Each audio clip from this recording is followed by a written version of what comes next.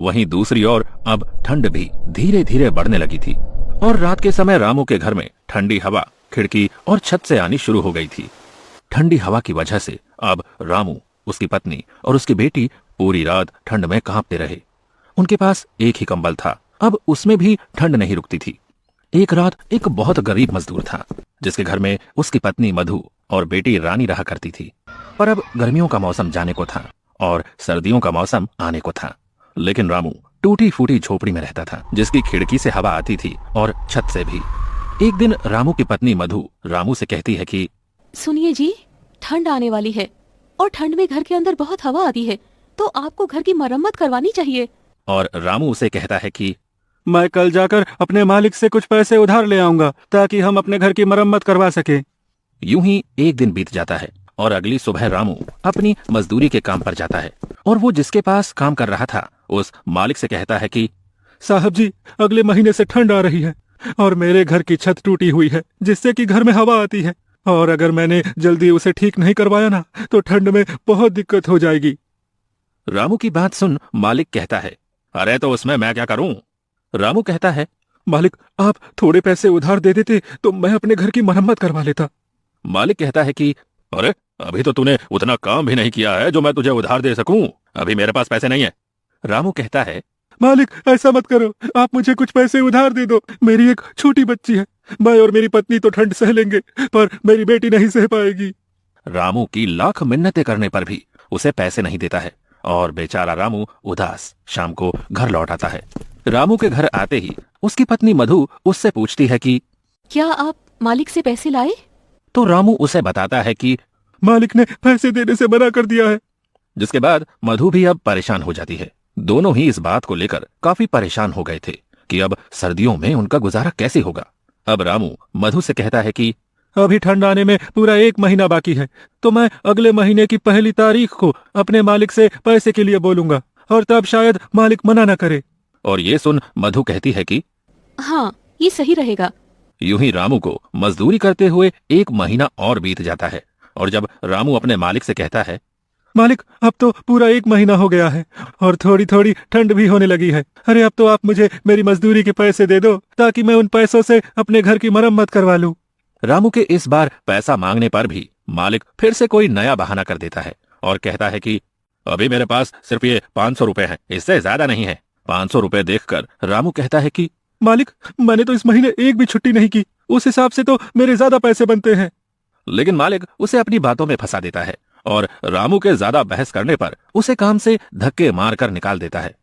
रामू कम पैसे मिलने और काम से निकाले जाने के बाद बहुत परेशान हो जाता है। उसे समझ नहीं आता कि आगे वो क्या करे। यूं ही सोचते सोचते वो अपने घर पहुंच जाता है, जिसे यूं निराश देख मधु कहती है, क्या हुआ, आप पैसे नहीं लाए क्या? रामू मधु को बताता है कि अरे इस बार भी मालिक ने पूरे पैसे नहीं दिए और तो और मुझे काम से भी निकाल दिया है। ये बात सुनकर मधु चिंता में पड़ जाती है और कहती है कि अब घर कैसे चलेगा और ठंड में हमारा क्या होगा? रामू कहता है, तुम चिंता मत करो, मैं कहीं काम ढूंढता हूँ। इतना कहकर वो उन पैसों से घर में राशन भरवाता है और अब उसके पास पैसे खत्म हो गए थे। कुछ दिनों तक रामू यहाँ वहाँ काम की तलाश में भटकता है पर उसे कहीं काम नहीं मिलता। वहीं दूसरी ओर अब ठंड भी धीरे धीरे बढ़ने लगी थी और रात के समय रामू के घर में ठंडी हवा खिड़की और छत से आनी शुरू हो गई थी। ठंडी हवा की वजह से अब रामू, उसकी पत्नी और उसकी बेटी पूरी रात ठंड में कांपते रहे। उनके पास एक ही कंबल था, अब उसमें भी ठंड नहीं रुकती थी। एक रात बहुत ठंड पड़ रही थी और तेज ठंडी हवाएं चल रही थी, जिसकी वजह से रामू की बेटी रानी को तेज बुखार हो जाता है और मधु रामू से कहती है, देखिए जी, रानी को बहुत तेज बुखार हो रहा है, वो पूरी तरह तप रही है। रामू कहता है कि अरे मेरे पास तो 1 पैसा तक नहीं है, हम रानी को डॉक्टर के पास कैसे लेकर जाएंगे? मधु कहती है, कुछ तो करना होगा वरना रानी की तबीयत रात में और बिगड़ जाएगी। देखिए ना, कुछ तो कीजिए। वो रोने लगती है। दूसरी ओर रानी ठंड से कांप रही थी। रामू को कुछ समझ नहीं आ रहा था कि अब वो क्या करे। अब रामू रानी को अपनी गोद में उठाता है और हॉस्पिटल की ओर निकल जाता है। मधु भी उसके पीछे पीछे चल पड़ती है। बहुत दूर तक पैदल चलते चलते दोनों थक जाते हैं और रामू रानी को लेकर एक पेड़ के पास बैठ जाता है और रोने लगता है। मुझे रोना आ रहा है अपनी लाचारी पर कि हमारे पास पैसे नहीं है कि हम अपनी बेटी को हॉस्पिटल तक ले जा सके। रानी के दिल की धड़कनें अब तेज हो रही थी और फिर से रामू उठता है और अपनी बेटी को लेकर हॉस्पिटल की ओर चल देता है। कुछ घंटों चलने के बाद वो मधु के साथ रानी को लेकर हॉस्पिटल पहुंच जाता है। लेकिन अफसोस, उसके पास पैसे ना होने पर डॉक्टर रानी का इलाज करने से इनकार कर देते हैं और रामू मधु और रानी को अस्पताल से बाहर कर देते हैं। अस्पताल की सीढ़ी पर रामू अपनी बेटी को गोद में लिए बैठा रो रहा था और दूसरी ओर ठंड धीरे धीरे बढ़ती जा रही थी। ज्यादा ठंड होने की वजह से अब तीनों ही बुखार से जूझ रहे थे और तीनों ही हॉस्पिटल की सीढ़ी पर बेहोश हो जाते हैं। अगली सुबह जब रामू की आंख खुलती है तो वो खुद को हॉस्पिटल के अंदर बेड पर पाता है। ये देख रामू के मन में बहुत से सवाल आते हैं। अरे, मैं अंदर कैसे आया? मुझे कौन लाया? और मधु और रानी कहाँ है? इतने में उसके सामने वो डॉक्टर आता है जिसने उसकी बेटी को पैसा ना होने की वजह से एडमिट नहीं किया था और रामू उससे सवाल करता है कि मुझे अंदर कौन लाया? जिसके बाद डॉक्टर बताता है कि आपको एक औरत ने हॉस्पिटल में भर्ती करवाया क्योंकि आप सभी को ठंड लगने की वजह से तेज बुखार हो गया था और आप तीनों ही सीढ़ियों पर बेहोश थे। रामू उस औरत के बारे में पूछता है कि वो कौन है, तो डॉक्टर सामने की ओर इशारा करके उस औरत के बारे में बताता है।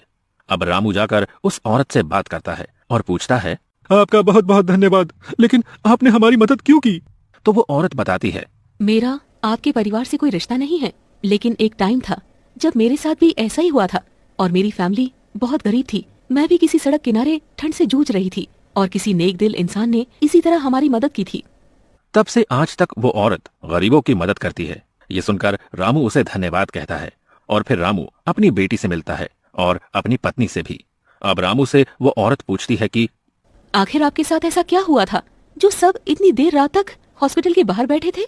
तो रामू उसे सारी बात बताता है, जिसके बाद वो औरत रामू और उसके परिवार की मदद करती है और रामू का घर भी बिल्कुल ठीक करवा देती है। अब रामू को गरीबी और ठंड दोनों से छुटकारा मिल जाता है। मजेदार कहानियाँ देखने के लिए हमारे चैनल गट्टू टीवी को सब्सक्राइब करें और बेल आइकन को ऑन करें।